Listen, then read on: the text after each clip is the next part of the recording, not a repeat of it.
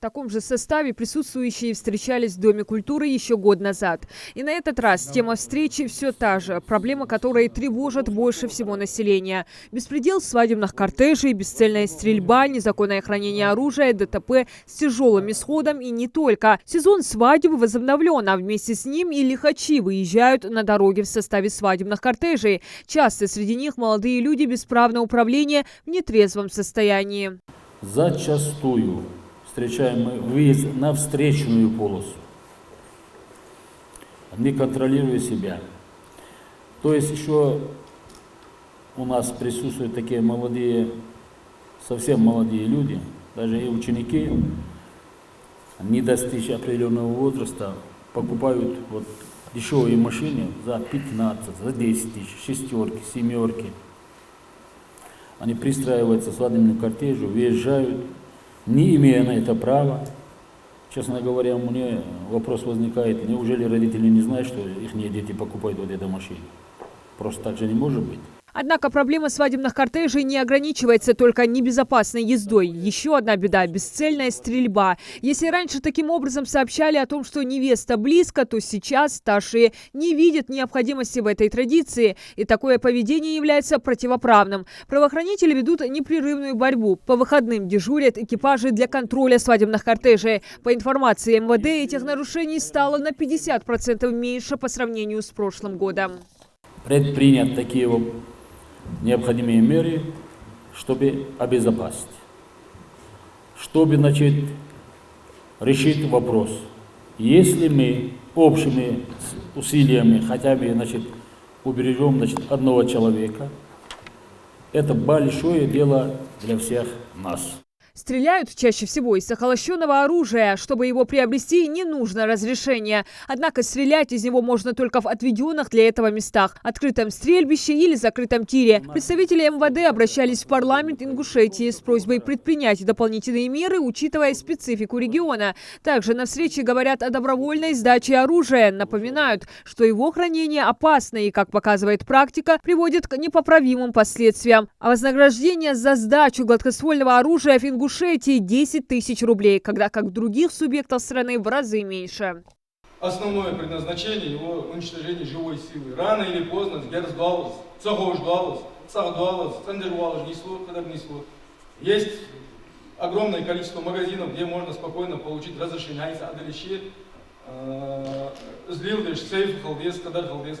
Каждый кира травмат пяти сесага или сесага мара тига или мару сесага тига или бира пита. Или же на центре валышкиты бейн мотиги женах сгердзе лилдышметишки цендышметишки метиги. Активно продолжают распространяться в регионе мошеннические преступления. Сотрудники полиции призывают быть бдительными и не поддаваться уловкам киберпреступников, не сообщать никому свои данные и любую информацию уточнять непосредственно в банке. Они могут проживать где угодно, не только на территории нашей республики и других субъектов Российской Федерации, даже за рубежом. Что мы можем делать? Мы просто, с буквы закона, регистрируем, выставляем все карточки, возбуждаем уголовное дело, производится комплекс оперативно-розыскных мероприятий с целью установления лиц. Если, злодей проживал в Америке, вы сами понимаете, или в другом за границей. Далее данные предоставил начальник управления наркоконтроля. Наркомания, как и прежде, остается самой большой проблемой. В 2021 году было возбуждено 331 уголовное дело о хранении и распространении наркотиков. В этом году изъято наркотических средств на сумму более 70 миллионов рублей. Это наркотики всех видов, в большем количестве синтетические. А пару дней назад удалось задержать преступников в Ставрополе, которые планировали отправить в Ингушетию 30 килограмм наркотиков. Кто распространяет наркотики, являются жители Ингушетии. За последние 2-3 дня, неделю, уже изъято более 2 килограммов героина.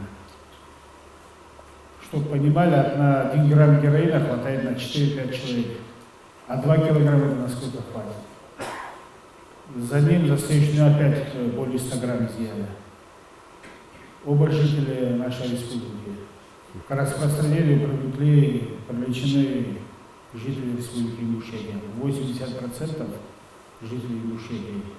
Эти 20% это таджики и все остальное. В Ингушетии очень мало бывало разводов Но сегодня это порядка вещей. Каждая девушка, которая выходит замуж, нет гарантии, что она обратно не вернется. Почему? Потому что это все связано именно с этим вопросом. Мы должны понимать, да, действительно, органы работают, делают все возможное, но если семья сама не будет контролировать своих детей, то никаких вопросов никто им не поможет. Самое такое время для мусульманина. Из-за маннахбы, раз я затронул этот вопрос, мархадж, дастя, подихалга, халсик и наркотики потребителя, ляца, хачуаля, цена, дело возбудит, 2-3 дня назад, халсик есть. Молодой халсик, это он сюда яца, не буду озвучивать фамилию, галаи, дуах посидел, штейпен, аязжа фамилию, эшки, бусулный обором, южи, Иргузи, аяха, посада, бисна хачуаля, эйс лично с инстамиал, я вот лично сам с ней общался, понять, суфулил бы. Так я ее, наверное, и не понял.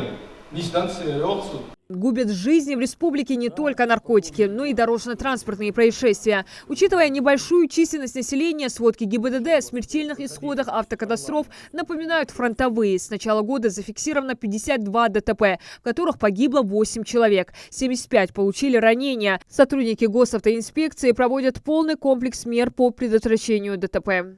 В первую очередь, это пропаганда безопасного дорожного движения, это проведение соответствующей профилактической работы непосредственно по выявлению и пресечению группы правонарушений, которые влияют на состояние аварийности.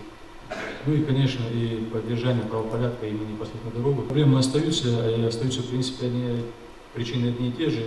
В основной своей массе это такие нарушения правил дорожного движения, которые связаны с несоблюдением скоростного режима выезда на встречную полосу встречного движения, управление транспортным средством, состояние опьянения, то, что, в принципе, выступающим тоже было озвучено, это не обязательно это алкогольное опьянение, это и наркотическое опьянение в том числе. Подводя итоги встречи, отметили, все эти вопросы общие, и каждому нужно доносить информацию до молодых ребят и порицать поведение, противоречащее закону и традициям народа. И такие встречи намерены проводить и дальше с целью объединения усилий общественности и органов внутренних дел по решению жизненно важных вопросов компетенции МВД и профилактики распространенных правонарушений. Диана Дударова, Магомед Даскиев, Новости 24.